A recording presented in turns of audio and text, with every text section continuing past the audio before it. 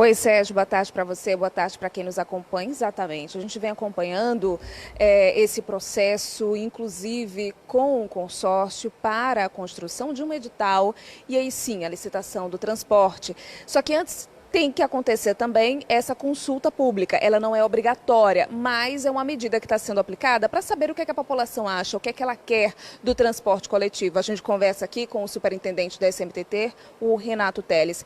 Renato, até 5 de abril, essa participação popular, ela pode acontecer? Perfeito, dando transparência, convidando a população, não só de Aracaju, mas de Socorro, Barra dos Coqueiros, São Cristóvão, a participar, colaborar, criticar, sugerir. Os documentos estão disponíveis para todos. A exemplo do que pediram os prefeitos, o próprio governador, contribuir para a qualidade do transporte na região metropolitana de Aracaju. Como é que essa participação ela pode ser feita? É online? É online, tem um site, tem um link no portal, na página inicial da prefeitura. Você consegue acessar o site, lá você consegue visualizar todos os documentos. Tem um formulário simples no Google para você preencher o seu nome, o seu e-mail, para que a gente possa encaminhar na sequência uma resposta ao final do prazo, que vai ser até dia 5 de abril, e um campo livre para você fazer seu comentário, sua sugestão, com base nos documentos que estão lá disponibilizados. Todos os documentos que compõem a licitação estão lá disponíveis, a acesso de toda a população. Agora, o que o consórcio já definiu como critérios para essa licitação, para a concorrência dela? Tem alguns parâmetros que foram colocados, que faz parte desse documento, a população pode ir lá se apropriar dessas informações. Padrões, por exemplo, de qualidade. Então, por exemplo, foi dividido a região metropolitana em 2 lotes, com lotes equiparados, lotes semelhantes em termos de quantidade de veículos que cada lote precisa ter, quantidade e número de viagens, quantidade e número de linhas. E as linhas, a quantidade de ônibus com um padrão nacional de lotação de passageiros, de forma que a gente leve qualidade.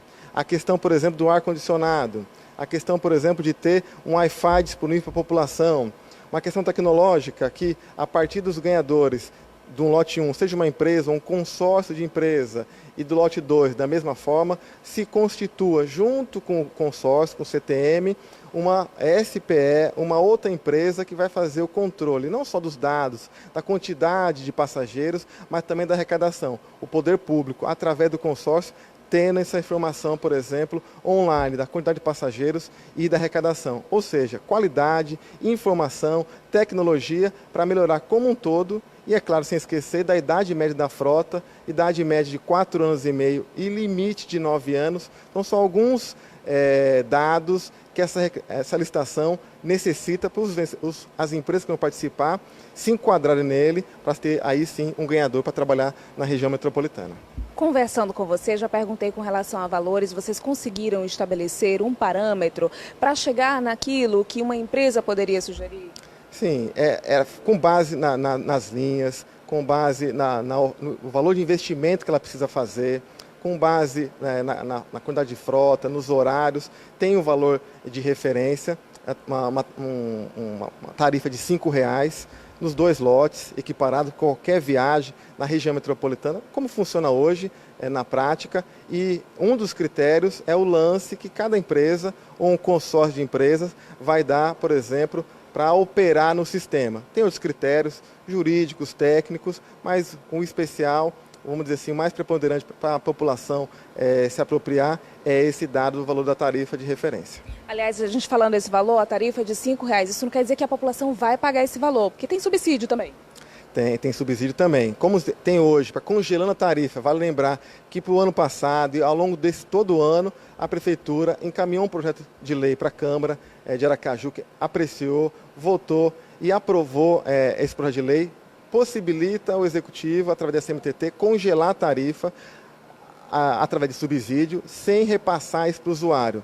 Temos consciência que o transporte não está da forma ideal, então não seria justo nesse momento onerar o trabalhador, o usuário do nosso transporte. Por isso, do congelamento através do subsídio. A melhoria do sistema como um todo, o incremento da qualidade, a questão do ar-condicionado pesa muito nessa questão, então é um valor de referência atrelado também junto com o subsídio que precisa continuar, a exemplo da totalidade de cidades com transporte público organizado, com licitação, que tem uma tarifa de referência para o usuário e um valor a mais referente ao subsídio. Agora, só para a gente relembrar a questão dos prazos, 5 de abril para a participação popular, para essa consulta pública. Vocês pretendem fechar todo o pacote da licitação quando? Perfeito. Então, até dia 5, com tranquilidade, com tempo, de casa, do celular, qualquer local, acessem o site, contribuam, critiquem, sugiram, para que a gente possa fazer essa análise dos comentários, responder e incorporar ou não, a depender do comentário que vier dessa sugestão, até o dia 5 de abril. Após o dia 5 de abril, por cerca de uma semana, mais ou menos, nós vamos fazer análise dos comentários, ter tempo para responder, ter tempo, se for o caso, incorporar essas sugestões no edital e gerar, assim, um novo edital, para fazer novamente uma apresentação para prefeitos, para o governador que compõe o consórcio, o conselho do consórcio, para fazer uma avaliação e aí sim, após essa reunião que deve acontecer na semana de 15 a 20 de abril, na semana subsequente, fazer a publicação do edital para ampla concorrência das empresas ou consórcios de empresas do Brasil como um todo. Renato, muito obrigada pelas informações. Sérgio. Participação popular é tudo, Jéssica, que estejamos abertos e também todos os órgãos disponíveis para isso, para que possam receber todas as críticas necessárias. Muito obrigado, Renato. Renato, muito obrigado. Jéssica, agora o mais importante é melhorar, né? Algo que a gente tem comentado aqui de maneira sistemática e enérgica, mas com muita propriedade, com muito embasamento, com muita base, é com relação ao transporte coletivo, que é algo inacreditável. Aliás, não é crítica, isso não tem relação com crítica. Quando você constata algo, você não precisa criticar, você só constata, você vê. Empiricamente constatar, você vê, você está ouvindo, você está vendo, você está sentindo o cheiro, você está vendo tudo, né? Com todos os sentidos, você observa que o transporte coletivo é caótico, é péssimo, uma belíssima de uma porcaria. Agora, se isso vai melhorar, é aguardar.